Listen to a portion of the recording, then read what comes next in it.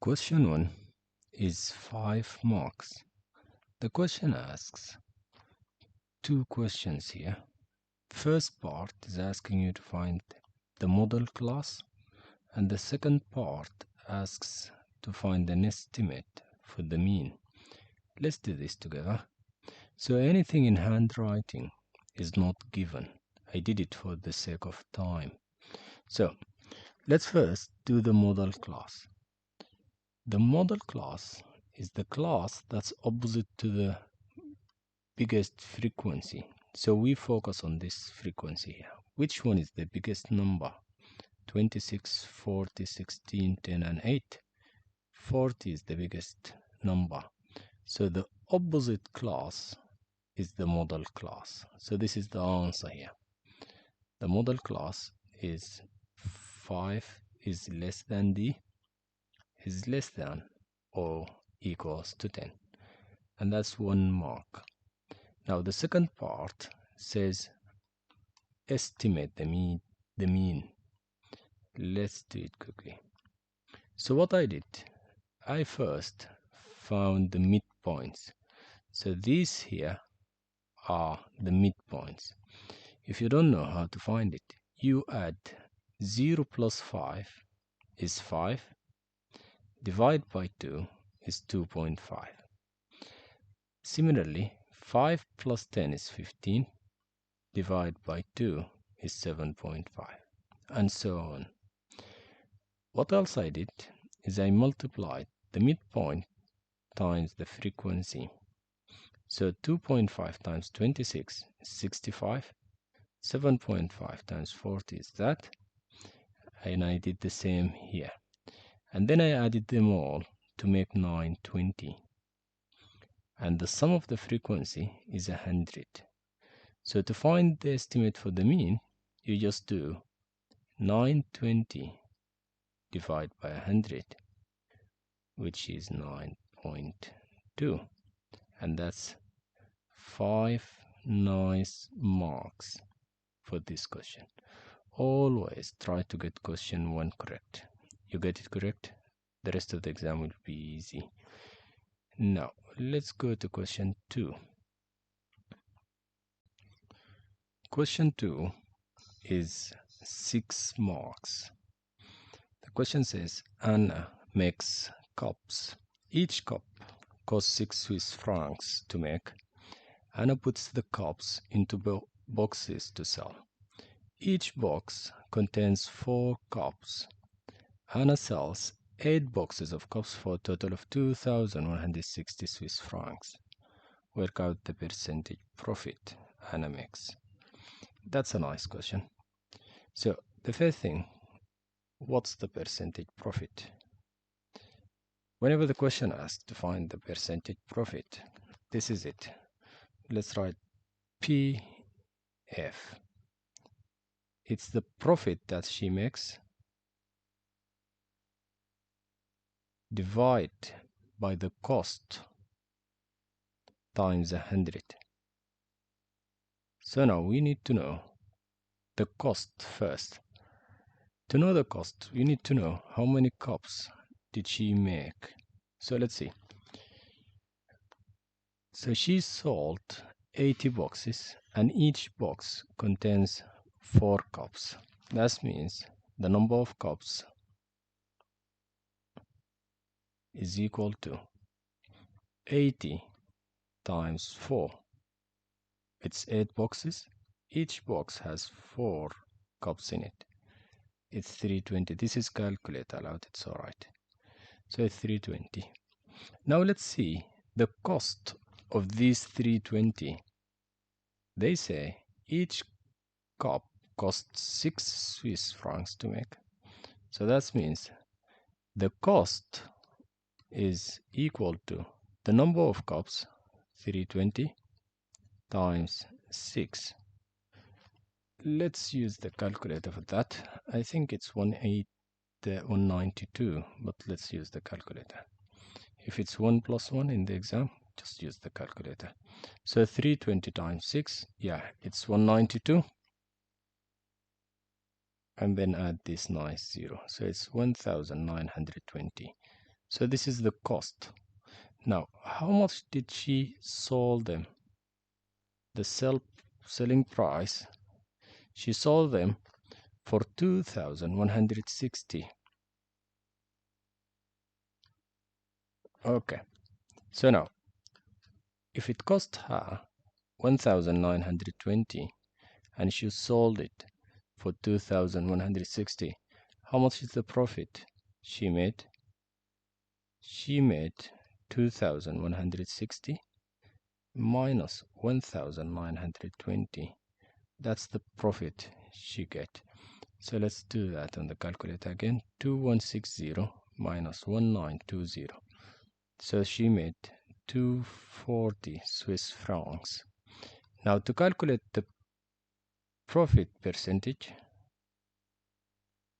it's the profit, which is 240, divided by the cost, which is 1,920, times 100. Plug that in your nice calculator, and that's it. So 240 divided by 1,920 times 100. That's 12.5. So that's the first part of the question. It's 12.5. Did you get it though? Was it easy? Now this is, I think, 4 marks. Yeah, this part is 4 marks. Now, part P says the height of each cup is 9 centimeters. Correct to the nearest centimeter. Write down the lower bound of the height. So this is bounds. The first thing we need to know the place value. They said to the nearest centimeter, so it's ones, isn't it? To the nearest 1 centimeter, isn't it? So we do 1 divided by 2, which is 0.5. Now, if they want the lower bound, we just do 9 minus 0.5, which is 8.5. If they ask you to find the upper, you will do 9 plus 0.5, which is 9.5. Now let's look at the next question. The height, the weight, of each cup is 120 grams, correct to the nearest 10 grams.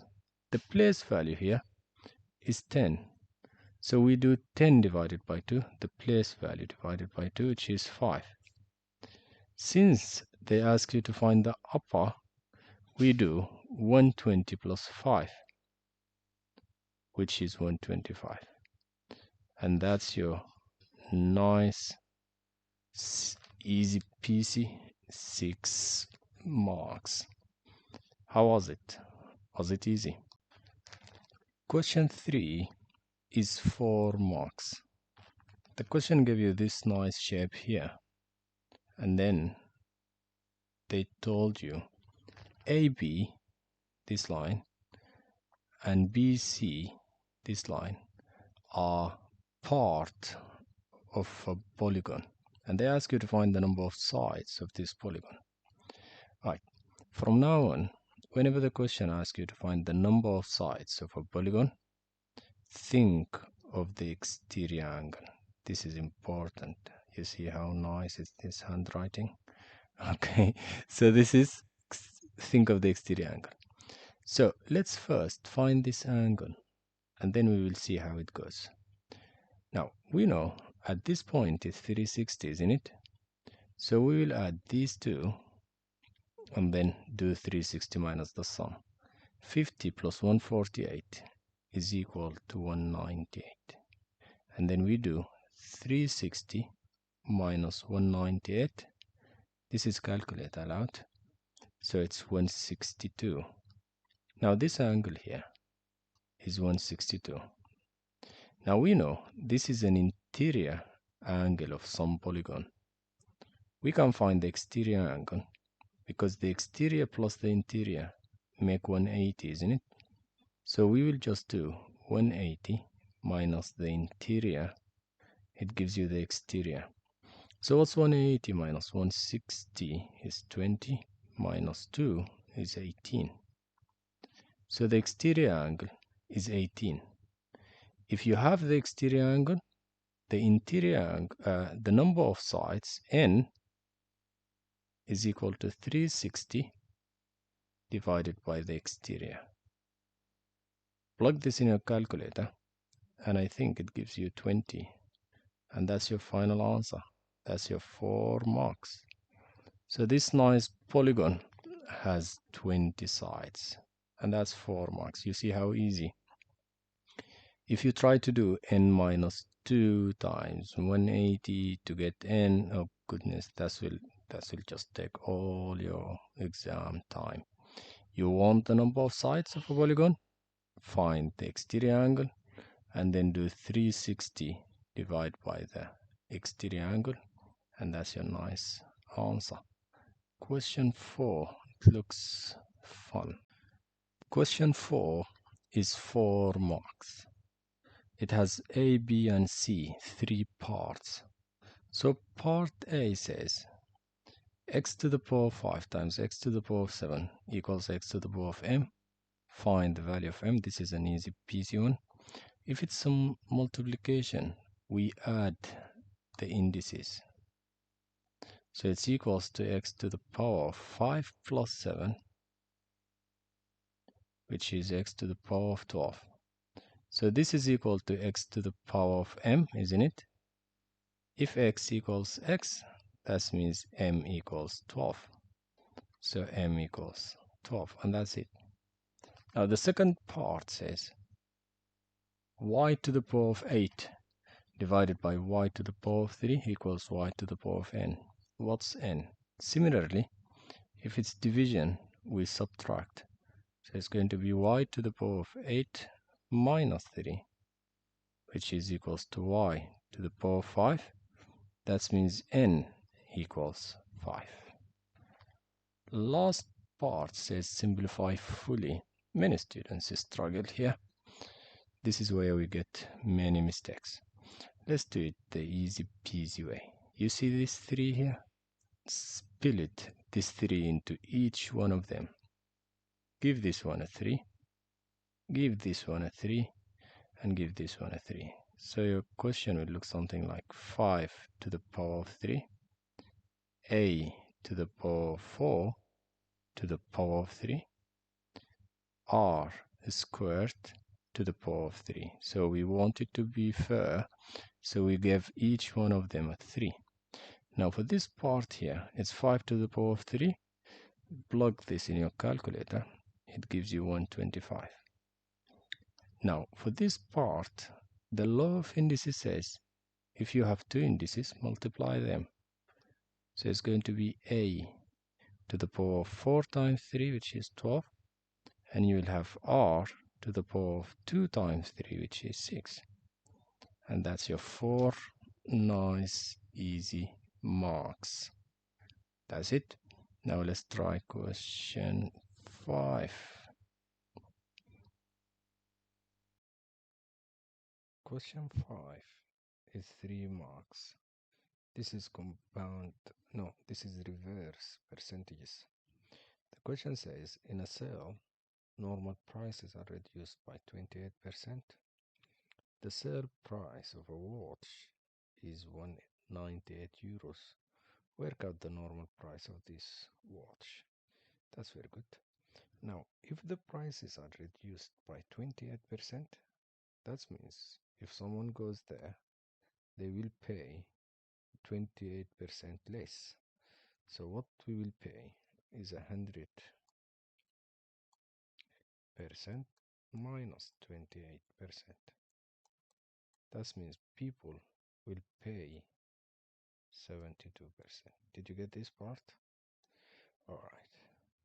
That means this price here, 198, is actually 72% of the real or the full or the original price.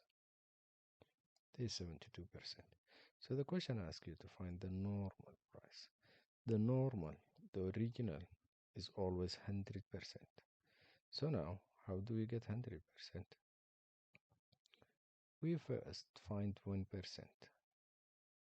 If you do divide both sides here by 72, because 72 divided by 72 is 1, so it gets you 1%. And if you also divide 198 by 72, you will know what's the value of 1%. So let's do it. 198 divided by 72. So it's 2.75. 198 divided by 72 is 2.75. And then we need to find 100%, so we multiply by 100. 1% times 100 is 100%. And that's equals, we multiply this also by 100 to get the original. So what's 2.75 times 100? This just jumps twice. So it's 275 euros. So what's the original price? It's 275 euros. Now let's look at the next question. Question 6. Solve. This is algebra. Question 6 is 6 marks. The question says solve. When the question says solve, they mean they want the value of x. So whenever you see a denominator, get rid of the denominator. How do we get rid of the denominator? We multiply everything by the denominator. So we multiply here by 6. We multiply here by 6. Why? To cancel this 6. So now we don't have any denominator, which is easy. Now what I will do is I'll multiply this here and there. One of the mistakes that many students do is they do multiply the 6 only here and they don't multiply it here. This is what makes everyone loses marks. This is a bracket. You should multiply in both of them. So 6 times x is 6x. 6 times 4 is 24 equals. On the right side, the 6 is gone, so we have 3 plus 2x, which is very good. Now to solve, we need all the x's on one side. An important thing to do is, this is 6x here, and this is 2x. It's better to move the smaller one to the bigger one. So do minus 2x here, minus 2x here. Some students do minus 6x. It's correct, but it's going to give you some negative numbers. So this is gone, the 2x. Now on the left side, we have 6x minus 2x is 4x minus 24 equals only 3, because the 2x is cancelled. Now I'll do plus 24 here and there. Why did you do that, sir? To cancel this. Alright, that's good. Now what do you have on the left side? On the left side, we just have 4x.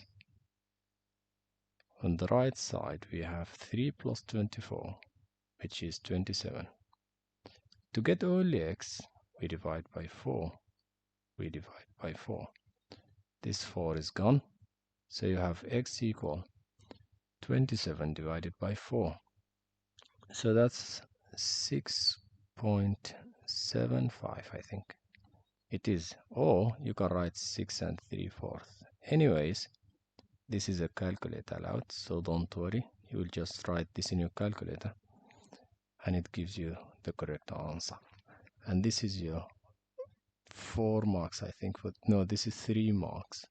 Now the second part says factorize y squared minus 11y plus 30. How do we do this? We think of two numbers that's multiplied to make 30 and add to make negative 11. So what are these numbers? I don't know. So I will think of the factors of 30, 1 and 30, 2 and 15, 3 and 10, 5 and 6. And I think that's all. Yeah. Now let's see. The first ones here, they multiply to 30, but if we add or subtract, they don't make 11. So we exclude them. The second ones, if we add or subtract, they don't make 11. So we cancel. 3 and 10, if we add and subtract, they don't make 11, so we cancel them. So the only pair that's work is 5 and 6. Okay, what do I do then? You open two nice brackets like that. You write x, you write 6 and 5. Now, the signs, should they both be positive or negative? Since this is positive 30, that means it's either negative 6 times negative 5 or 6 times 5. 6 times 5 makes 30. But if you add 6 plus 5, it doesn't make negative 11. So this part is excluded. So it's just negative 6 and negative 5. Check them for the last time before you go to the next question. Is negative 6 times negative 5 equal plus 30? Yes. Is negative 6 plus negative 5 equals negative 11? Yes. So that's the correct factorization. And that's, I think, 2 marks. I'm not sure. Yeah, that's 2 marks. The last part says, hence, solve. That means because you factorize, okay, solve, that's what they mean. Alright, so to solve, it's easy peasy. We just copy the brackets from up there. So it's y minus 6 and y minus 5. I think I wrote x up there. It's wrong. It's y because it's y. So let's just write y. It's a silly mistake. That's it. Now, how do we solve this? You have two numbers multiplied to make 0. This times this equals 0. That means at least one of them equals 0, right? Because 0 times something equals 0. So what you will do is you will say y minus 6 equals 0. That means y equals 6, right? Because 6 minus 6 equals 0. Or y minus 5 equals 0. That means y equals 5 because 5 minus 5 equals 0. And that's your nice solution. And that's your 6 marks for this question. How's it? Was it easy? Now let's look at question 7. Question 7 is 3 marks. The question says, here is a solid cylinder. They give you the radius to be 8 and they tell you the height is h.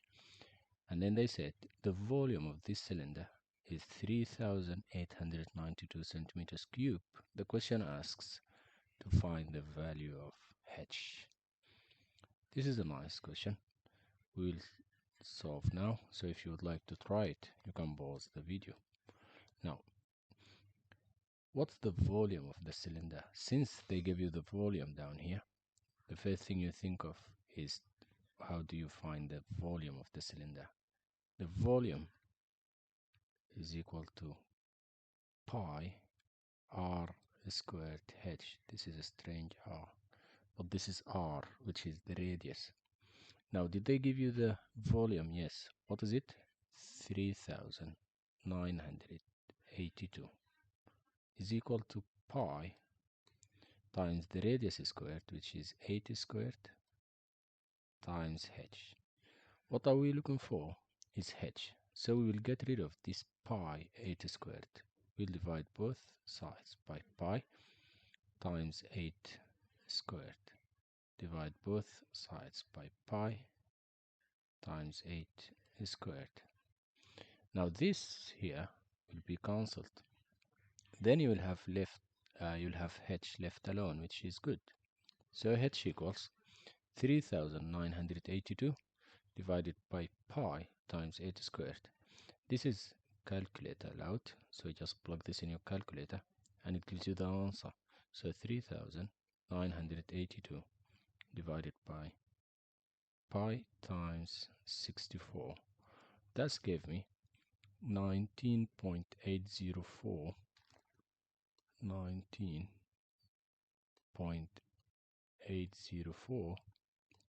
and a lot of digits.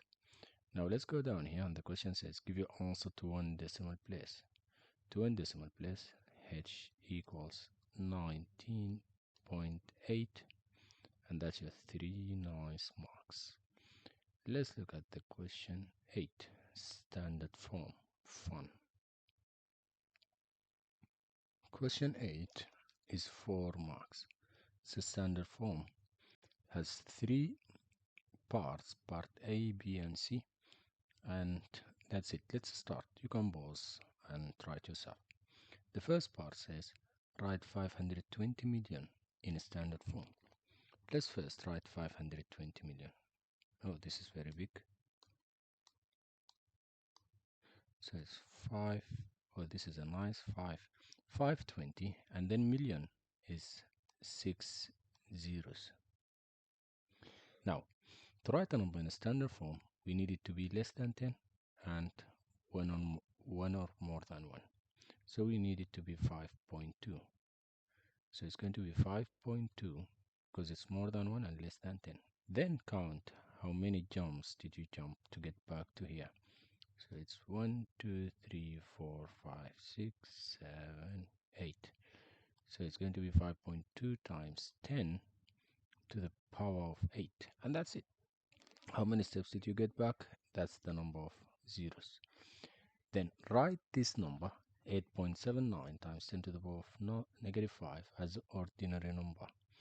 Let's first write the number 8.79. If you have a negative power, negative number here, you're going back to the left. So let's jump back 5 steps. 1, 2, 3, 4, 5, and the decimal comes here. Now these empty spaces, you add a 0 in each one of them. And that's your answer. It's 0.0000879. And it doesn't look nice, so we just add a 0 there to make it 0.000879. The last part, work out 5 times 10 to the power of 42 times 7 times 10 to the power of negative 180. Give your answer in standard form. This is a nice question. So, many students lose these marks while it's just a piece of cake. So follow me. What we will do is we will multiply the numbers here, the integers. So 5 times 7 is 35. And then you multiply these times 10 to the power of, if you have the same base and its multiplication, you add the indices. So it's it's going to be 42 plus negative 180. Now plug this in your calculator. 35 times, in your calculator, do 42 plus negative 180, or just do 42 minus 180. 42 minus 180. It gave me negative 138. That's very good. That's already a mark.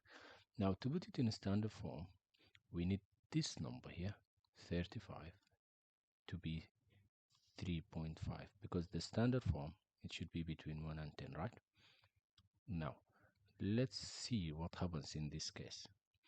What happened here is, usually in the number 35 here, the decimal is here, because 35 is 35.0. What we did is we moved it back here.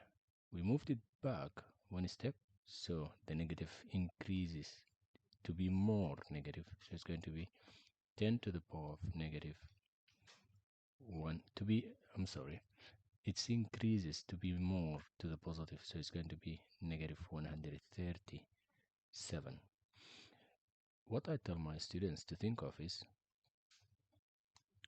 what happened to the 35? The 35 became less. It just became 3.5. So it gets less. If this becomes less, this should be bigger. Why? Because it's the same number. We need to keep the balance. If you make this less, you keep this bigger, so you keep the balance. And 137, negative 137 is more than negative 138. And that's how we got this answer. That's 4 marks already for this question. Let's go to the next question. Question 9 is 5 marks. So the question asks to find the area of this trapezium here. You can pause the video and try it yourself. So to do this question, we first need to know what's the area of the trapezium. The area of the trapezium is half times a plus b times h. Alright, what's a and b? A and b are these parallel lines. So we can call this one a and we can call this one b, or this a and that's b. That doesn't matter. Now, h is the height, which is this length here. This is h. So if we know a, b and h, we can find this area. Now, if we look at this shape here, we know what's b. This side here is b, which is 47. So this side is b.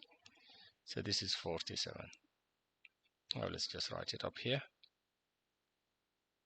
Now we need to find a and h. H is the red line here, the height. Now if we look at this nice small triangle here, this triangle, we can find the red line by using SOHCAHTOA, right? Because this line, from the perspective of 60, this is opposite and this is hypotenuse. So we have O and H. Which rule can we use? Let's just draw the triangle down here. I'll try to make it perfect. So this is 60 and this is 12 here, and we want this one here. Now this is opposite and that's hypotenuse. Now which one has O and H? Is it SOHCAHTOA or TOA? O and H is this part because it's O and H. So how do we write it? We write it in a triangle. So SOH. It's just going to be easy if you draw it like that. Now what part are we looking for? We are looking for O. O is equal to S times H. So let's erase all this and write that. O is equal to S times H. So the opposite is equal to sine 60. S is sine 60 times the hypotenuse, which is 12. So let's plug this in the calculator and we see what we got. So 12 times sine 60. That's gave me 6 root 3. I'll just write it like that for now. 6 root 3. So now let's go back to the drawing. And I don't need this. I'll erase it. Now we got this part to be 6 root 3. Now we will use the same triangle down here to find this length because we need it. So let's find this. Now from the perspective of 60, this is adjacent, isn't it? Yeah. So it's K. This is what we need to use. So let's draw the triangle again. Cosine, adjacent, hypotenuse. So we are looking for the adjacent. The adjacent is up here, so it's going to be cosine times h. So let's write that down here. So the adjacent is equal to cosine 60 times the hypotenuse, which is 12. Now if you plug this in the calculator, you will get 12 times cosine 60. So that gave me just 6, which is very good. Now let's go back again. We got this length here to be 6, and that's good. Now let's look at this. ABCD is a trapezium with one line of symmetry. What does this tells you? That tells you if you cut this into half here, these two halves will be the same. That means if I do a line here, this part is going to be equal to this part. So this is also 6. Do you get it? That's the point of saying it has one line of symmetry. Now, we can then find this side. It's going to be 47 minus 6 minus 6. So it's 47 minus 12, which I think is 35. So that's good. Now we got A, we got B, and we got H. We can find the area. So the area is equal to a half A plus B times H. So it's a half times A is 35 plus B is 47 times H. H is this length, which is 6 root 3 times 6 root 3. Just plug this in your calculator and you got the answer. So I'll do it. So 0.5 times 47 plus 35 times 6 root 3. So that gave me 400. Oh, let me just write it again. That gave me 426.08. But then the question says give your answer to 3 significant figures. So it's just 426. And that's your 5 marks for this question. How was it? Was it easy? Question 10 is 3 marks. The question says complete the table for the values of y for y equals x cubed plus 2x plus 3. How do you complete the table? We complete the table by substituting x equals negative 3. So instead of this x, you just write negative 3. And instead of this x, it's negative 3. Now let's write it down here. When x equals negative 3, y is going to equal to, instead of x cubed, it's going to be negative 3 cubed plus 2 times negative 3 plus 3. Just plug this in your calculator and you got the answer. Before we do this, let's look at one of the mistakes that everyone does and they got you a wrong answer. Now, some students write minus 3 cube. This is wrong. For this specific question, it's correct. But if this power was 4 or 2 and you write minus 3 squared like that, it's definitely wrong. Because this is going to give you minus 9, while minus 3 squared is 9. Did you get me? So what I want to say is just always write it in brackets. Just write it in brackets to make it easier for yourself. Now let's find the value of y here. Minus 3 cube plus 2 times negative 3 plus 3. That gave me minus 30. We have another value here when it's 2. So we will do the same thing. We will do 2 cube plus 2 times 2 instead of 2x plus 3. And that gives you 8 plus 4 plus 3. I think it's 15. I'm not sure. So 8 plus 4 is 12. 12 plus 3 is 15. Yeah, it's 15. So we got these values. We got this 1 mark for completing the table. Now they say then graph. To graph, just graph the points. So the first point is negative 3 and negative 30. Where is negative 3 on x? This is negative 3 on x, and negative 30 is down here. So this is the point. I'll just make it like this. So this is the point. Negative 3 and negative 30. The next one is negative 2 and negative 9. Negative 2 is here. This is negative 10. So negative 9 is just going to be here. Alright, next. Negative 1 and 0. Negative 1 is here and 0 is here. So this is it. Let me just erase this one so it doesn't confuse you. And then 0 and 3. 0 and 3. 1, 2, 0, 1, 2, 3 here. So this is 0 and 3. And then 1 and 6. 1 and 6. This is 5, so 6 is just going to be up here. This is 1 and 6. And then 2 and 15.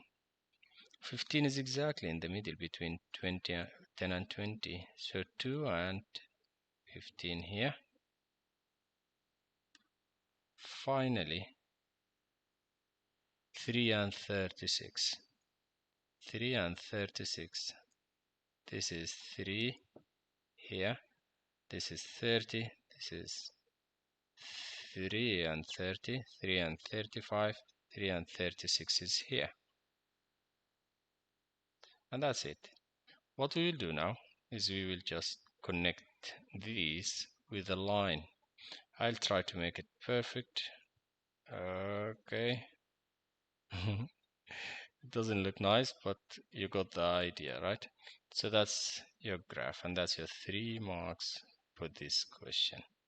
Now, let's go to question 11. Oh, I already... Question 11 is 2 marks.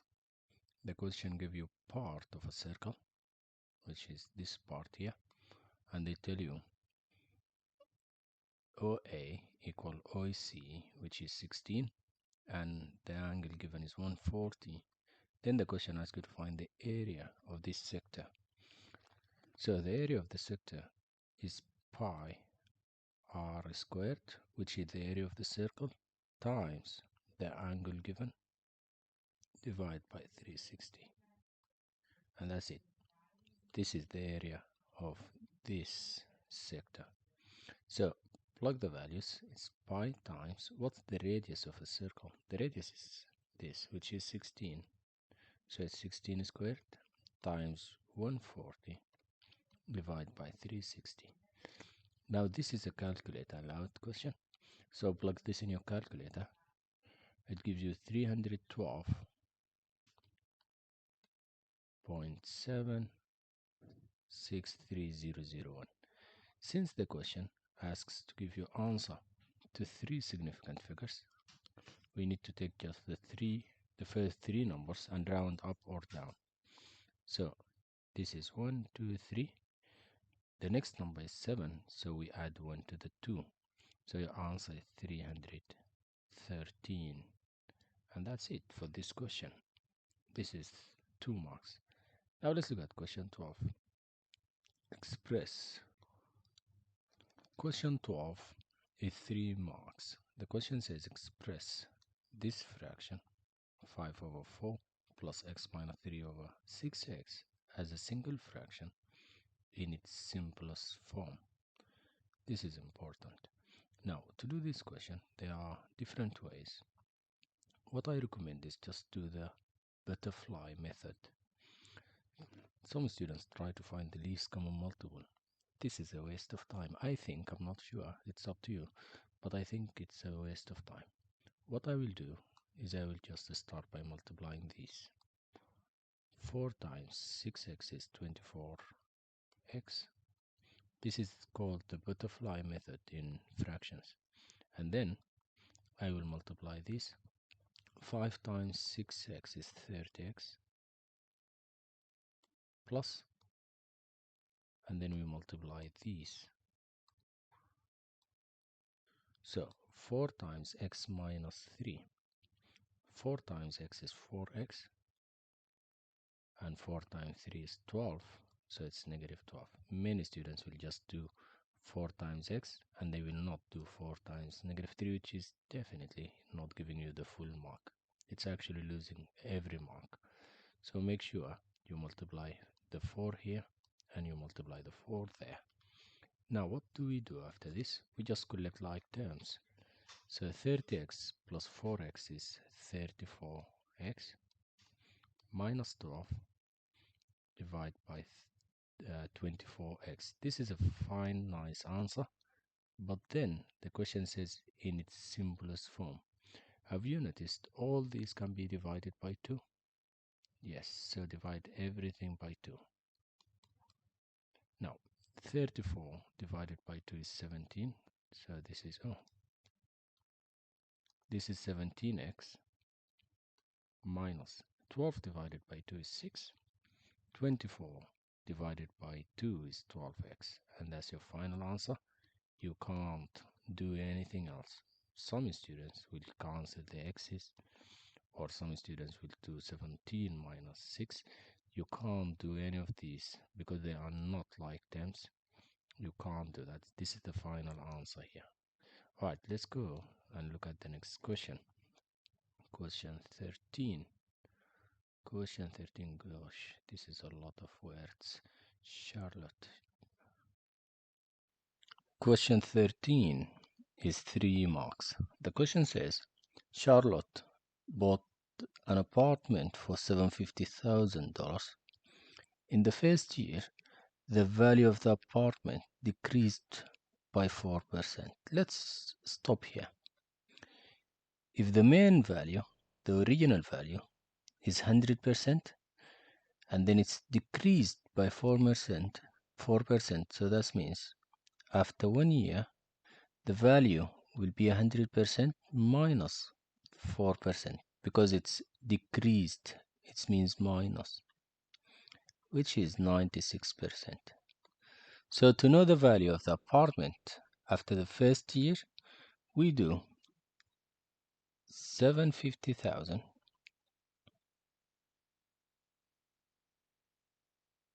times 0.96, which is 96%, or you can do 96% times 750,000. It's the same thing. It will give you the same value. Now plug that in your calculator, 0.96 times 75 and then 4 zeros. This gives you 720,000. Now after the first year, the value is 720,000. Let's continue reading. In the second year, the value of the apartment decreased by 6.5%. So then we will do 100 minus 6.5. So that gives you 100 minus 6.5. That gives you 93.5%. So again, in your calculator, do 93.5% times the original amount is now 720,000. This is now the new value of the apartment. Now it's going to be 0.935 times 720,000. That's gave me 673,200. All right, let's continue reading. In the third year, the value of the apartment increased by X%. And I think they want you to find X. Yes. So we don't know the increase, but we know this value here is 100% now. So 673,200 is 100%. The new value 698,445 is X%. We don't know what percent is that. So what do we do in this case? You cross multiply. So this gives you 673,200x. If we multiply this times x, equals to this times 100. So it's 67. Oh, the other one I think was 69. Yeah, this is 69 in the question. Let me just go up and read it. Yeah, it's 698,445. So 698,445 times 100. So it's just 2 zeros, isn't it? Now to find x, we divide by 673,200. Divide by 673,200. Now put this in your calculator. It gives you 69844,500 divided by 673200. This gave me 103.75%. But then the question asks you to find only the value of the increase. So it was 100% and now it's 103.75%. So x equals 3.75%. This is how much it increased. And that's your 3 marks for this question. Question 14 is 4 marks. The question says Ricardo is going to play one game of badminton and one game of tennis. He can either win or lose each game. Okay, the probability that he will win is 0.7. The probability that he will win tennis is 0.4. Complete the probability tree diagram. Alright, to do this question, let's look at this. This is playing badminton. It's the winning is 0.7. So the winning is 0.7. If the win is 0.7, losing will be 0.3 because this should always add up to one whole. If you do 0.7 plus 0.3 is one whole. Now let's do the same for tennis. So the probability of winning tennis is 0.4. So this is tennis. Winning is 0.4. What do you think losing will be? It should always add up to one whole. If winning is 0.4, losing is 0.6. And here we will repeat the same because it's still tennis, so it's 0.4 and 0.6. This is 2 marks. Now let's read the question. The question says, work out the probability that Ricardo loses both games. Let's go back to the tree diagram. So we want the probability of him losing the first game and losing the second game. It's easier than you expect. Losing here is 0.3, losing here is 0.6. We multiply them. 0.3 times 0.6. 3 times 6 is 18. They are 2 decimal. 1, 2. So the answer is 0.18, 0.18. It's calculator allowed, so you can just write 0.3 times 0.6 in your calculator and it gives you 0.18.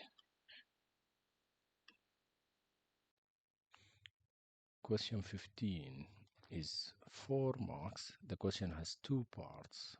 Part A. Root 3 to the power 5 is equal to k root 3, where k is an integer. Find the value of k. There are many ways to do this. Let's do it the fun way first, and then let's do it the indices way. The fun way is it's just fun. What's root 3 to the power 5? To the power of 5, that means root 3 multiplied by root 3 5 times. So this is root 3 times root 3 times root 3 times root 3 times root 3. Now, root 3 times root 3 is always 3. And root 3 times root 3 is 3. So 3 times 3. And then we have this root 3, we just write it here. And that's equals to 3 times 3 is 9, so it's 9 root 3. The value of k is 9. And that's it. The question asks you to find the value of k. That's 9 root 3. This is it. This is the easy way. Now, if you want to do it the indices way, you can say root 3 to the power of 5 equals root 3 is 3 to the power of a half. Root anything is just that thing to the power of a half. Let's just write it inside the bracket.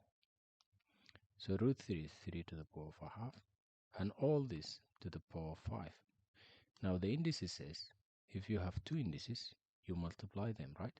So it's going to be 3 to the power of a half times 5 is 5 over 2.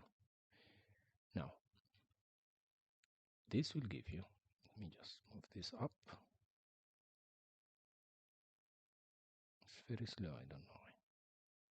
Now, this is going to give you 3 to the power of 5 over 2. We can just plug this in the calculator and it will give you 9 root 3. At this point, that's enough of a lot of work, and that's enough. If you'd like to do it another way, it's going to be the 5th root of 3 to the power of 5, and then this is the 2nd root of 3 to the power of 4 times 3. 3 to the power of 4 under the square root is 3 squared times root 3, which is also 9 root 3. So there are many different ways. For me, I like this one. It's fun, it's easy, it's just relaxing. Now let's look at question B. Show that 21 divided by 3 minus root 2 can be written in this form where C and D are integers.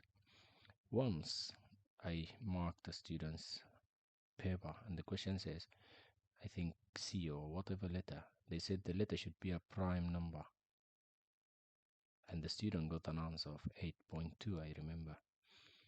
So it doesn't make sense. Always, please try to make your answer make sense. If the question says C and D are integers and you got a decimal, redo the question. It's wrong. Now let's do this. First, let's write it 21 divided by 3 minus root 2. Whenever you have a surd down there, you multiply by the conjugate. You rationalize the denominator. So we multiply by 3 plus root 2, multiply by 3 plus root 2. The conjugate is when you change this sign. If it's negative, you make it plus. If it's plus, you make it negative. Now let's multiply. 21 times 3 is 63, isn't it? Plus 21 times root 2 is 21 root 2. That's good. Now, the denominator is 2 brackets multiplied together. So we do FOIL. 3 times 3 is 9. And then 3 times root 2 is 3 root 2. We finished with the 3. Now, root 2 times 3 is 3 root 2, but there is a negative sign, so it's going to be minus 3 root 2. And finally, root 2 times root 2 is just 2, because this is negative, so it's going to be minus 2. Now, this will cancel. 3 root 2 minus 3 root 2. Now, up there on the denominator, we can't do anything for now. Let's just leave it. 63 plus 21 root 2 divided by 9 minus 2 is 7. So the denominator is just 7. Have you noticed that 3 of them can be divided by 7? So let's divide here by 7, divide here by 7, divide here by 7. Now, 63 divided by 7 is 9, plus 21 divided by 7 is 3, and then root 2. In the denominator, 7 divided by 7 is 1. We don't need to write it. So this is 9 plus 3 root 2, and that's proved. That's it. Now, question 16. What's this? Oh, functions. That's fun. Question 16 is 4 marks. This is functions. It has 2 parts. Part A says f of x is 9 minus root x, where x is more than or equals to 0, and g of x is 4x squared. Find f of 9. It was f of x, and now it's f of 9, so we change this x by 9, and that's it. So f of 9 is going to be 9 minus, instead of root x, it's root 9. That's going to be 9 minus root 9 is 3. 9 minus 3 is 6. We got the first part already. Now the second part says solve f of g of x is less than 0. That's a very nice question. Let me just write it up here to explain it, and then we'll do it down there. When it was f of 9, we replaced the x by 9, right? Now it's f g of x. So instead of f of x, it's f of g of x. We replace this x by g of x, so we replace this x by g of x. Did you get it? So it's going to be 9 minus, instead of root x, 9 minus, instead of root x, it's going to be root g of x, which is 4x squared. Now let's move it down. 9 minus root 4x squared, 9 minus root 4x squared is less than 0. Now let's solve this equation. Keep the 9 for now. Minus root 4x squared can be written as root 4 times root x squared is less than 0. And that gives you 9 minus root 4 is 2. Root x squared, the squared cancel the roots, so it's just x. It's less than 0. Now solve. I would prefer to do plus 2x here to get rid of the negative. Plus 2x. Now this cancelled. You will have 9 is less than, oh, don't know how did this happen. So 9 is less than 2x. Many students will then flip this sign to make it like that. That's not correct here. You do flip the sign only if you multiply or divide by negative. Here I didn't. I just did plus 2x. Then to find x, to divide by 2, divide by 2, this cancels. On the left side, you have 9 divided by 2, which is 4.5, is less than x. This is a full mark answer. It's perfect. It's nice. You don't need to do anything. Leave it like this. Some students don't feel relaxed unless the x is on this side. No, it shouldn't always be there. It's alright to be on this side. So if you would like to move it to that side, then you will just flip this sign, and that's it. But you don't need to do this. It's not necessary. It's not important. It's just confusing. If you got to this point, perfect. You did it. Now let's do question 17. Oh, histograms. Do you like it? Question 17 is 3 marks. Histograms. The question shows some histogram here, and the histogram shows some information about the times in minutes that some people were in a shop. Okay, that's it here. And then the question says, work out an estimate for the portion of these people who were in the shop for more than 40 minutes. More than 40 minutes. Before I start solving this, what's portion means? It means just fraction. What's fraction of people were in the shop for more than 40 minutes? So the answer should be the number of people who were inside more than 40 minutes divided by the total number of people. So we first need to find both. We need to find the more than 40 and the total. Let's start by finding the total, because it will already include the more than 40, isn't it?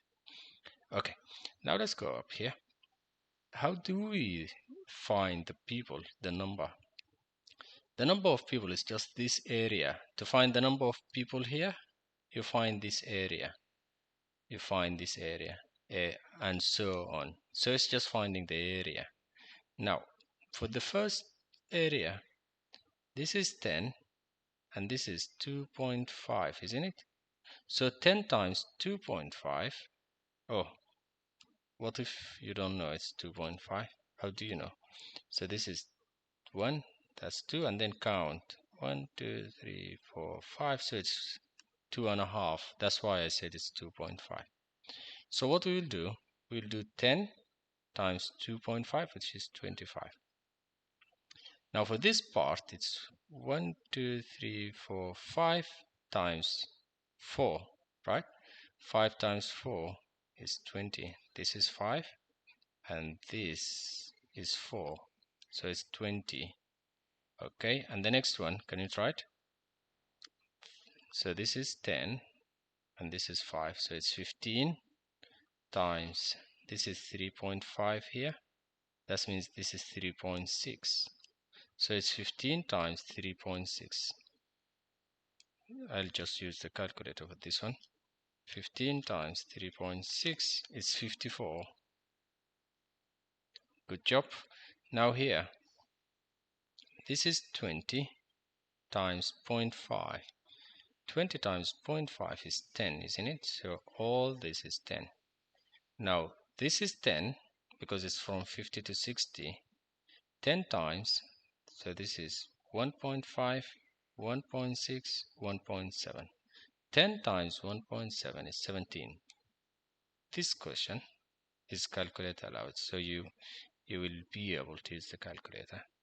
Now the total is 25 plus 20 plus 54 plus 10 plus 17. So we added them all. It gave me 126. So now we know the denominator is 126. Now let's see how many spent more than 40. This is 40 here. More than 40 is this part. So it's 17 plus this part. If the total is 10, that means this part is 5, right? Because you see, all this space is 10. That means this part here is half of 10, which is 5. So it's 17 plus 5, which is 23. So this is the portion of people. It's 23 over 126, and that's a simplified fraction. That's your 3 marks. Was it easy? Did you get it? Question 18 is 4 marks. The question says, y is inversely proportional to x cubed. Y equals 4 when x equals 3. Work out the value of x when y equals 864. Inverse proportion. So the first thing, you set it up. So y is inversely proportional. Inverse proportion means 1 over x cubed. And then you change this proportion to equals. So y equals, if you change it to equals, you need to find some scale factor, which is k over x cubed. That's very good. Now they gave you y and x. Y is 4, x is 3. Just plug them. So y equals, oh, y is 4, right? Y is 4. That means 4 equals k divided by x cubed. Let me just move it down. That means 4 equals k divided by x cubed, which is 3 cubed. Now, what do you do here? You do cross multiply. This time this is equal to k. So k equals 4 times 3 cubed is 27, isn't it? So it's 4 times 27, which equals to 4 times 27 is 108. That's k. You got k? Yes. So put it back in the equation. Move this 108 and write it here. So it's going to be y equals 108 divided by x cubed. Y equals 108 divided by x cubed. Then let's read the question. The question says, find the value of x when y is 864. So plug the value of y. Y is 864 is equal to 108 divided by x cubed. Now, how do you find x cubed? If you do the cross multiplication again, There is 1 down here, isn't it? Yes. So multiply this and multiply this. So 108 times 1 is 108 equals 864 times x cubed. To find x cubed, divide by 864. Divide by 864. That gives you x cubed. X cubed equals this. And then to find x, let's just first find it. 108 divided by 864 is equal to 0.125. Now this is x cubed. Are we looking for x cubed? No, we are looking for just x. To find x, you will do the cubic root for both sides.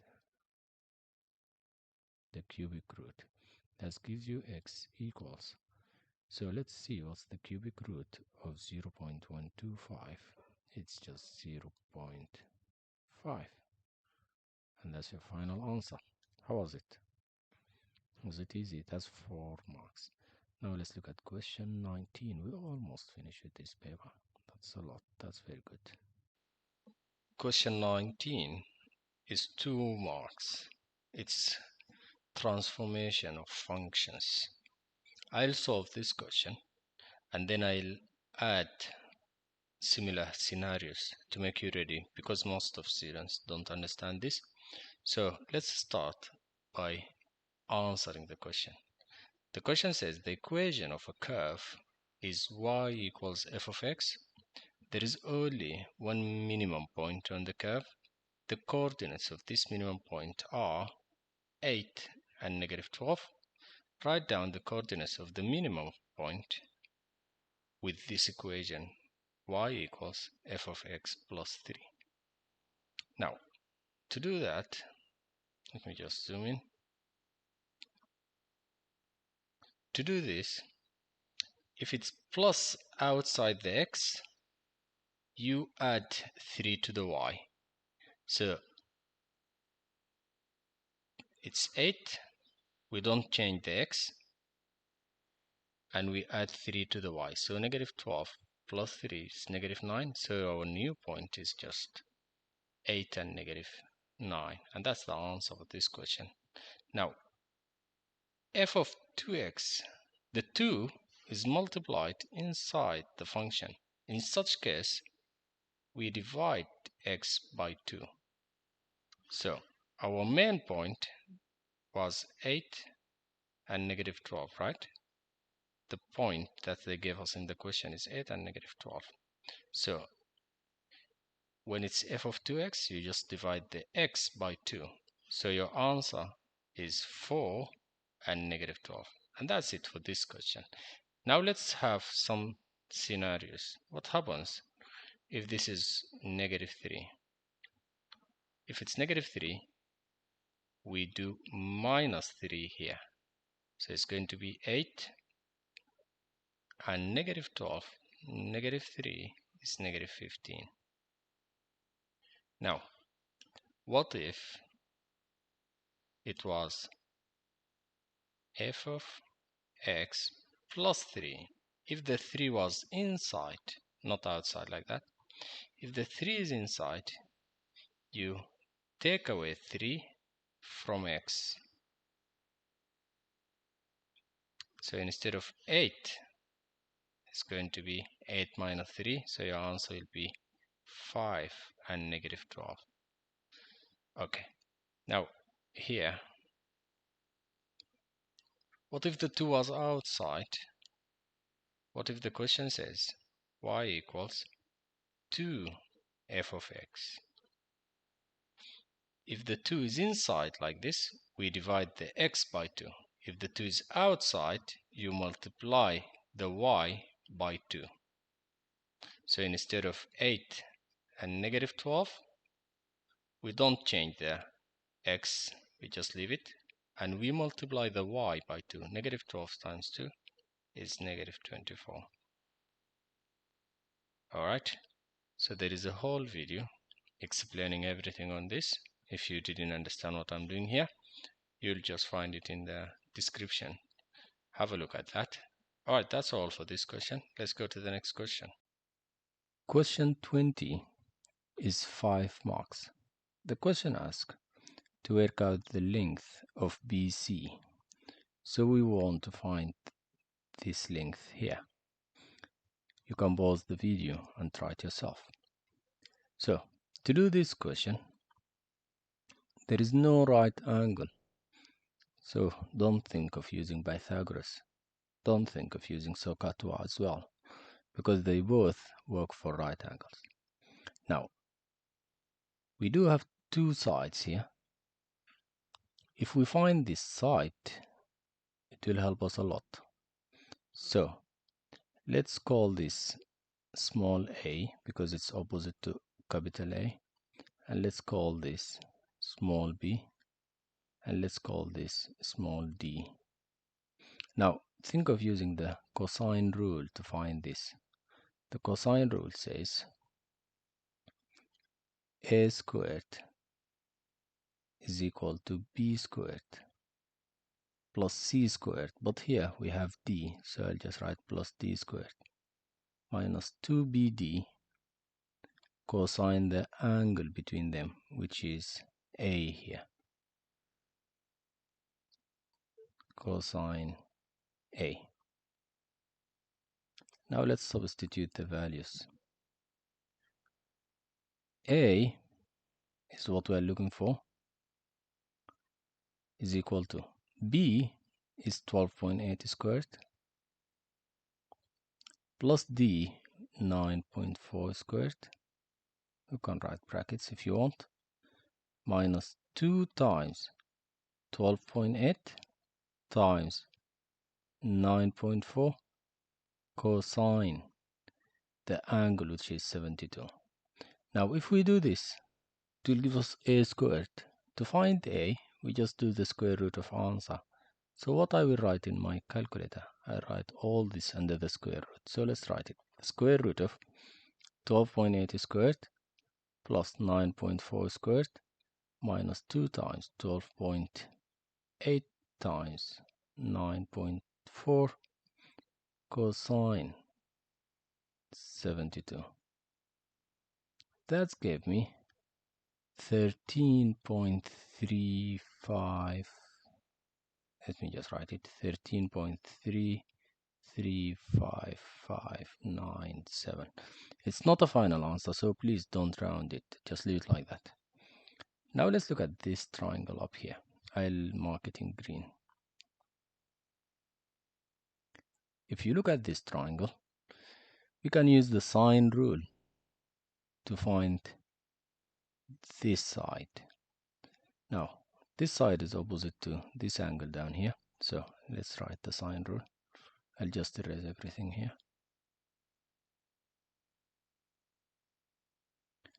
Sine A divided by A is equal to sine B divided by B.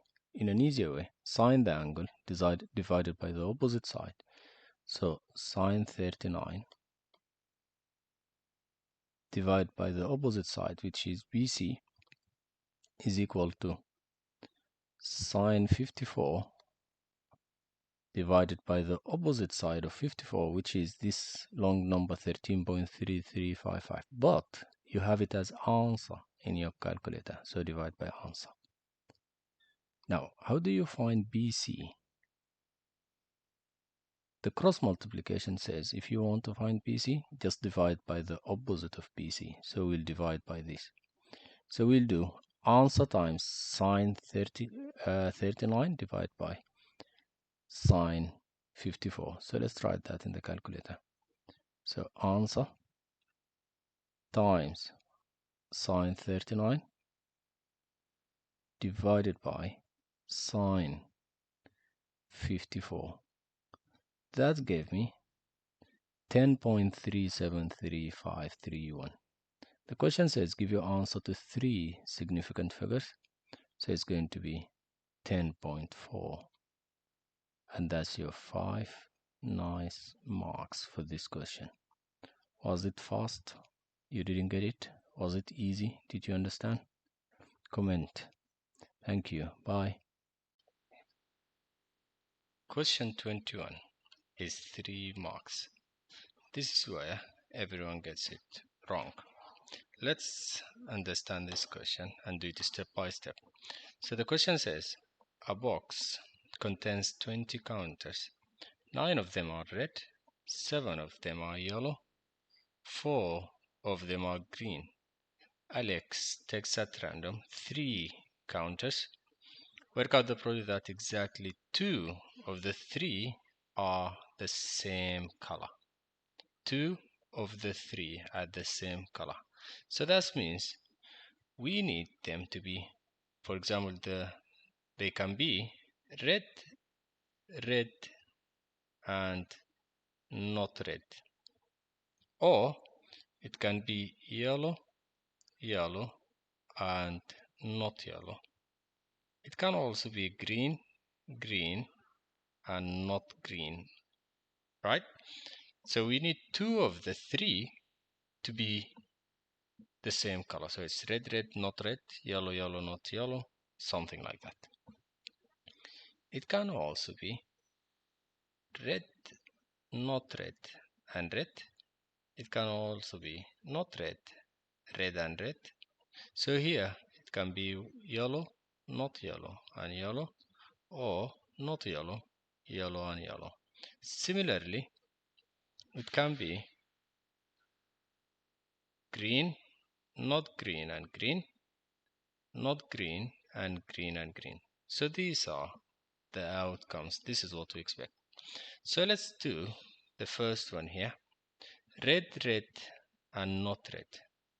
So the probability of getting red, there are 9 counters, so it's 9 out of 20. This is the first one here. The second one will be 8 out of 20. Not red is the sum of the rest. Because there are 9 red, that means there are 11 not red. So it's 11. Oh, this should be a 19 here because we already took one. And this will be 18 because we took another counter. And this will repeat again. So we will do this again here and we will do this again here. So it will be times 3. This is for red, red, and not red. Now let's do this part here. Yellow, yellow, and not yellow. So there are 7 yellow. So that means we will have, it's again going to be 3. Yellow is 7 out of 20 times 6 out of 19. Because if we take 1, then we'll have 6 left and 19 in the total. Times 13 out of 18. Why? Because there are 7 yellow and the rest is 13. Now let's go for green. It's 4, so we are going to have 3 times 4 out of 20 times 3 out of 19 times 16 out of 18. And then we add this plus this plus this. If you do this, you just got the final answer. I think you will get a very big fraction if you do this. The fraction will be, I just did it on the calculator right now. It's going to be 4590 divided by 6840. On the calculator, you will have it simplified to be 51 over 76. And that's your 3 marks for this question. Question 22 is 5 marks. The question asks to solve the simultaneous equations. And they say show clear algebraic working. So you can pause the video and try it yourself if you want. Now, to solve this, let's look at the second equation here. Y equals x plus 2. What we will do is we will substitute each value of y here with this value. So instead of y, we are just going to write x plus 2. So your equation x squared plus 3y plus y squared equals 7 will be x squared plus 3 times y. Y is x plus 2. So instead of y, I just wrote x plus 2 plus y squared, which is x plus 2 squared equals 7. This is very good. Now what we'll do is we'll try to expand, combine like terms and make it look nice.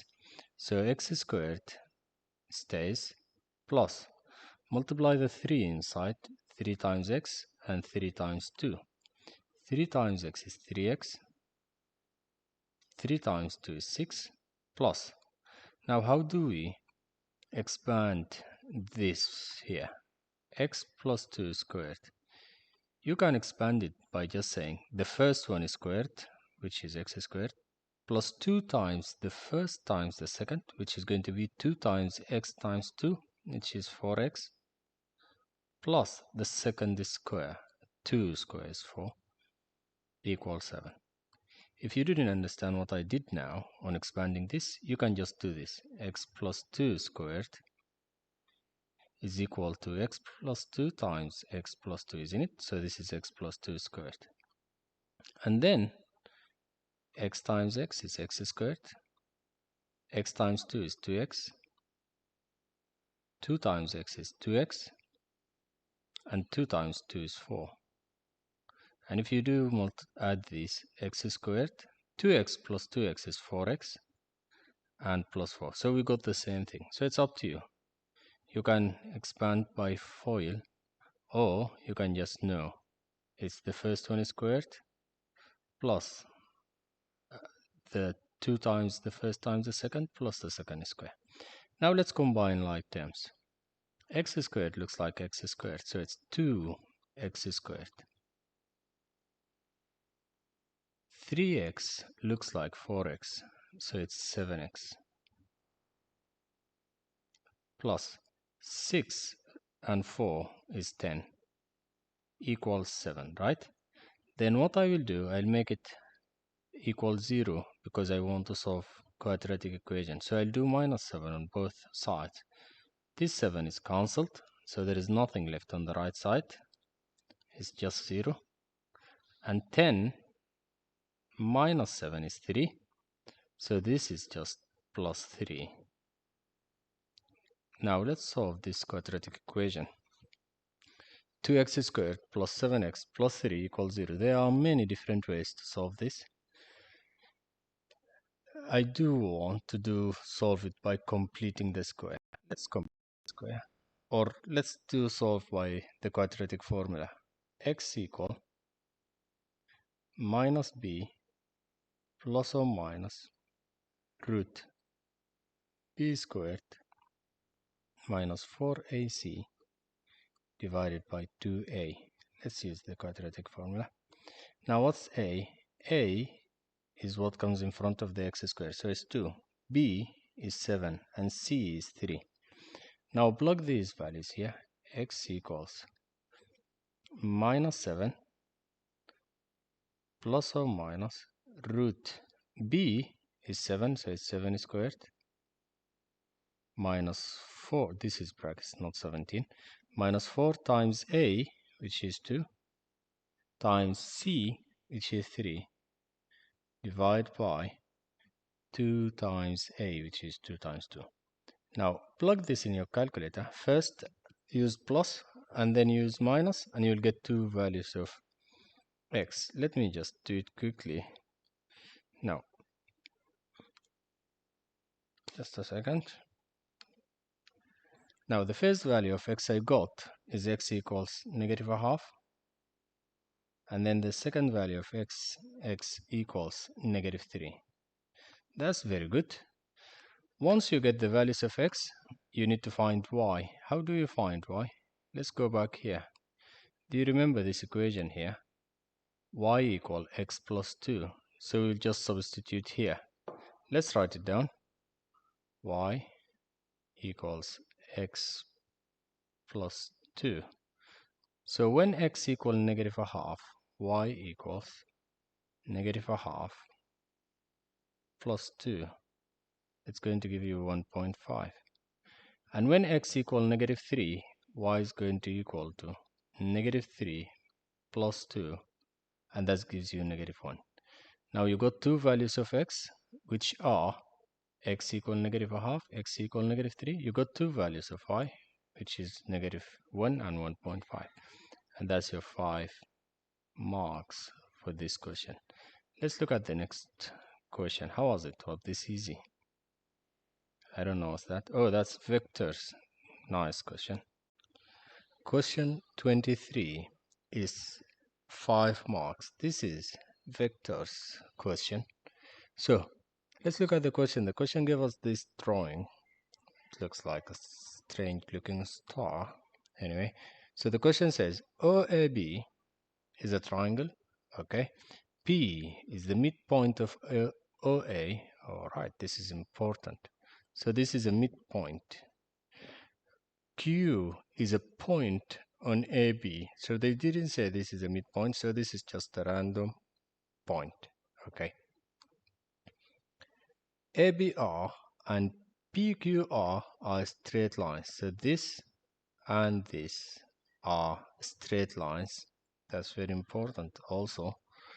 Now, OA, let me just move this up. OA is 12A, OB is 8B. So let's write them here. OA is all this line. So this is 8, is 12A. It's going from O to A, so it's 12A.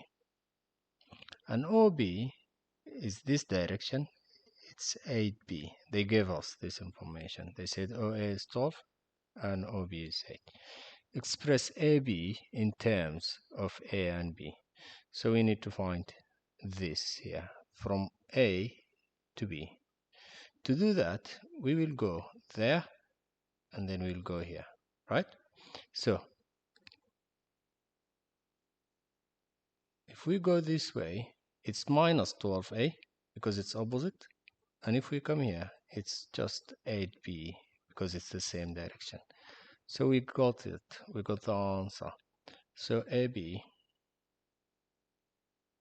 is minus 12A plus 8B. That's the first part. Now the second part says AB to BR is 1 to 2. Let's see where is that. Oh, this is it here. So this is 1 and this is 2. That means BR is double of AB. Okay, that's good. And then they say OQ is NB. This part here is NB. All right, that's good. What's the question asking? Use the vector method to find the value of n. All right, so to do these type of questions, usually you need to make two equations and then solve them somehow, or you need to find two equations for the same line or for the same distance. So look, for this part here, I'll try to find PR in two different ways and then we will figure the solution. So the first way to find PR is I will do a line here and then I will say PR is PO plus this. So that's the first thing I'll do. So let's say PR is equal to PO plus OR. All right. Now what's PO and what's OR? PO is negative 6A because it's half, right? All this is 12A and this is half of it, the opposite direction. So it's negative 6A. And then what's OR? OR is going to be what? It's going to be all this plus this, right? Yes. So let's leave OR for now. Let's find OR in a different way, and then we bring it here. OR equals 8b plus this length. This length is double of AB. We got AB to be 12 minus 12a plus 8b, so we double that. So it's going to be minus 24a plus 16b. I just doubled AB. Now let's combine like terms. 8b and 16b is 24b minus 24a. Alright, so I'll just now write this up here. So plus 24b minus 24a. Now let's erase this, we don't need it. Let's now find PR in a different way. So we know PR also is equal to PQ plus QR, right? So what's PQ? PQ is this, so it's minus 6a plus 8b. So it's minus 6a plus 8b, no, plus nb, because we don't know. 8b is the whole thing. Or 8b is all this. This part here, 8b is the whole line. This small line here is nb, isn't it? Yes, OQ is just NB, so it's plus NB. Now we got PQ plus QR is K times PQ, isn't it? Yeah, so it's just K times NB minus 6A. This is very good. Now compare this to this. Let's compare them down here. You can always go up there and see. So the first part is 24. Oh, minus 6a minus 24a is minus 30a. So minus 30a plus 24b equals, this is PR, so I wrote this. This is equal to this. Minus 6a plus nb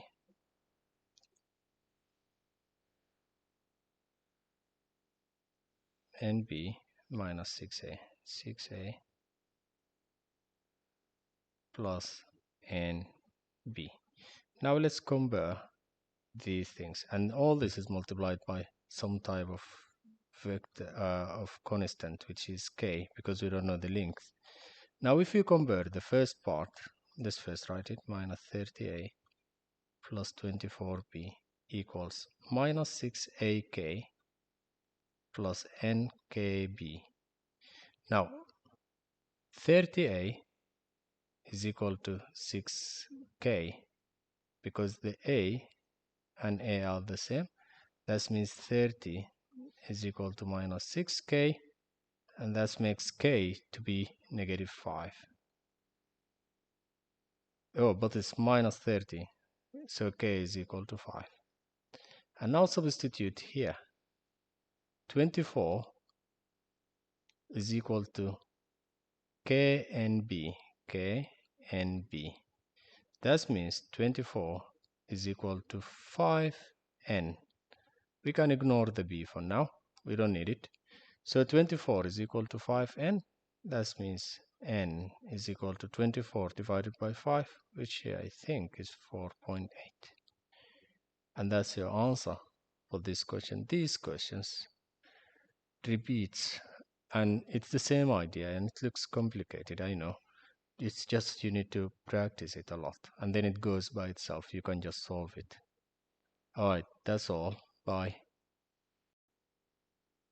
Question 24 is 5 marks. The question says, an arithmetic series has 30 terms. The first term is A, the common difference is D, the 20th term is 123, The sum of the 30 terms is 2880. Work out the value of A and D. That's a very nice question. You can pause the video and try it yourself. Similar questions are usually solved by making or creating simultaneous equations. You usually need to create a simultaneous equation from this and another simultaneous equations from that, and then you solve them together. You get me? So let's look at the first part here.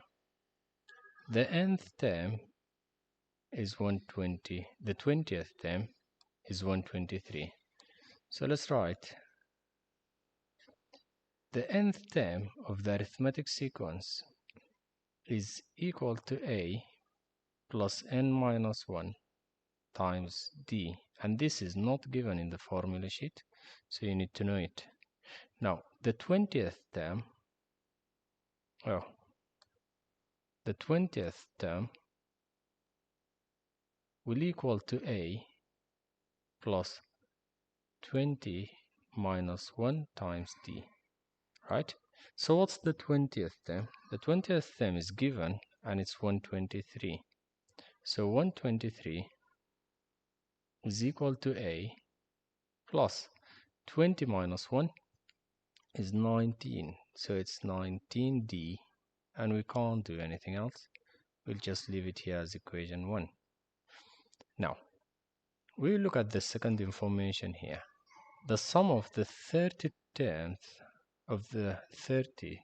is that. Now we will need to use the sum, and this is given in the formula sheet. So S of n, sum of n terms, is equal to n divided by 2 times 2a plus n minus 1 times d, and this is given. Don't worry about this one. So let's substitute the things we know. For the 30th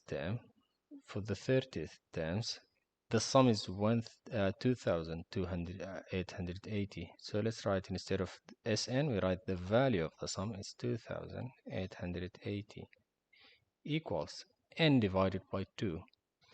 This is the sum of 30 terms. So 30 divided by 2, which is 15. 2a, we can't do anything, we just write it, plus n is 30. So 30 minus 1 is 29d. That's fantastic. What I will do now, I'll divide by 15 here, and I'll divide by 15 there. Why? To get rid of this. Let's now write this in the calculator. 2880 divided by 15. That gave me 192 equals to 2a plus 29d. And this is equation 2. Now we have two nice equations. We can solve them simultaneously. Let me just bring this up there and we'll solve them together. So 192, I'm just copying this one up, is equal to 2a plus 29d. This is equation 2. Now to solve these equations, let's multiply equation 1 by 2, right? To make it have 2a. So we will multiply all this by 2. Now what's 2 times 123? It's 246 equals, this is 2 times that, and then 2 times a is 2a, and finally 2 times 19 is 3080. Let's just call it equation 3. And then we can solve these two together. We can subtract, right?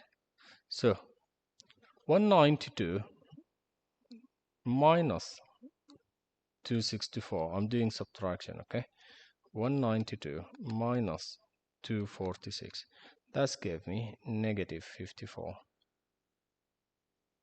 is equal to, these two a's will cancel, so that's equals to 29 minus 38 is negative 9d. To find d, divide by negative 9, divide by negative 9. This negative 9 cancel this negative 9.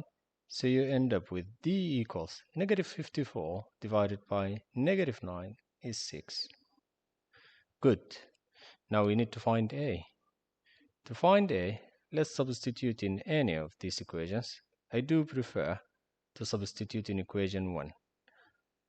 Let me just remove everything to leave equation 1 only. This is satisfying. So D equals 6. So I will leave the 123 equals A, which we don't know, plus 19 times D, which is 6. Now let's see. 123 equals A plus 19 times 6 is equal to 114. And then do minus 114 on both sides. This will cancel, and then you get A equals 132 minus 114. It gave me 18. And that's our final nice answer for this question. I think it should be 3A, right? No, it's correct. All right, that's all. I did a mistake. It's not 132. This is a typo. I don't know where I get this from. I meant to write 123. So the value is actually going to be 123 minus 114, which is just 9. It's not 18. And that's it. Thank you for following. Bye. Question 25 is the last question on this paper. It's 5 marks. The question says PQRS is a square. PR is the diagonal of this square. P is the point with the coordinates 4 and 7. R is the point with the coordinates 8 and negative 5. Find an equation of the straight line that passes through points Q and S. That's a very nice question. Give your answer in the form AY equals BX plus C, where A and B and C are integers. This is a very good question. Now, to make you understand this, let's just draw a very strange looking square here. Let's say this is a square. Let's call this PQRS. Alright? So the diagonals meet up at a point where it's 90 degrees. They are perpendicular to each other. That's one thing we need to know. The other thing is, at this point of intersection, this part is equal to this part, and this part is equal to this part. So it's the midpoint. This is a midpoint. Now this should help you try to solve it. Now what I will do, I'll first find the equation of the line PR, or at least find the slope or the gradient of it. The gradient is the change of in y minus divided by the change of x. So y1 minus y2 divided by x1 minus x2. This is correct. You can also say y2 minus y1 divided by x2 minus x1. It's both correct. Now what's y1 and y2? Let's call them. This is the first point and this is the second point. So this is x1, this is y1, this is x2, and this is y2. So y1 is 7 minus y2 is minus 5, right? Divide by x1 is 4 minus x2 is 8. So it's 7 minus minus 5, which is 7 plus 5, which is 12. Divide by 4 minus 8, which is minus 4. So that gives you negative 3, isn't it? It's calculate allowed, so don't worry. You can just plug this in the calculator. Now again, to remind you, these are the diagonals. Now, if the slope of the first one is negative 3, the slope of the perpendicular is the negative reciprocal. So the slope of QS is equal to be the reciprocal of 3 is 1/3, and then add the negative, so it's just going to be positive. Did you know what I did? I took this number, I flipped it, so it's 1/3, and I then multiplied it by negative, so this is going to be positive. So the slope of QS is 1/3. Now we need to find a point that's QS comes through, which is the midpoint. Now how do you find the midpoint? If you have 2 points and you want to find the midpoint, you just add the x values and divide them by 2, and add the y values and divide them by 2. So the midpoint will be 4 plus 8 is 12, divided by 2 is 6.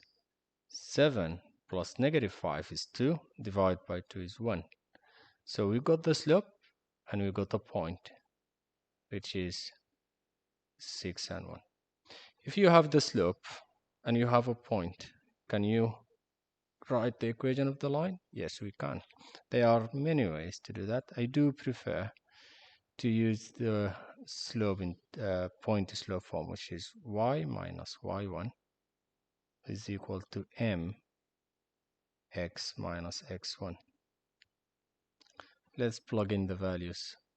Y, we just write it. y1 is the value of y in the point, which is 1, equals m is the slope, which is 1/3. X is this value of this of the point, so it's x. X1 is 6, I'm sorry. So that's it. Now what I will do is I'll multiply everything by 3. I don't like having denominators, so I'll just multiply here by 3. I'll multiply here by 3. This 3 will cancel that 3. So I'll have 3 times y, 3y, and 3 times 1 is minus 3, equals x minus 6. The question says write it in this form: ay equals bx plus c. So we want y alone in one side, so I'll do plus 3. So I'll have 3y equals, I know you like this, the way I wrote equals, yeah, it's not easy, equals x minus 6 plus 3 is minus 3. And that's your perfect 5 marks for this question. How was it really? Was it easy? Was it tricky? Do you think you can do it yourself? Alright, that's the end of this nice exam. This was 2025 paper. Thank you. Bye.